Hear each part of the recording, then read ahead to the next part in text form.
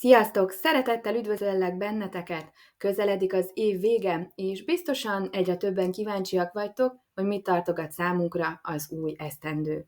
A 2026. év a számisztikai számítások szerint az egyes szám rezgés minőségében fog telni, ami azt jelenti, hogy egy teljesen új ciklus fog kezdődni.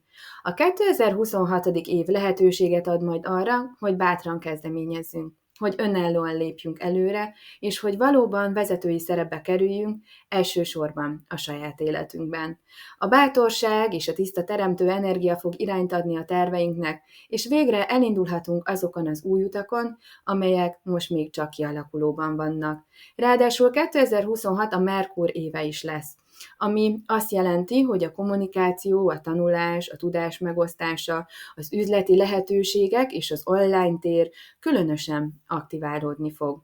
Ez az év segíteni fog abban, hogy gyorsan reagáljunk, hogy új kapcsolatokat építsünk, és hogy könnyedén haladjunk előre. Ugyanakkor vigyáznunk kell a túlgondolásra és a szétszórtságra is. Ezért fontos, hogy tudatosan fókuszáljunk az igazán fontos dolgokra.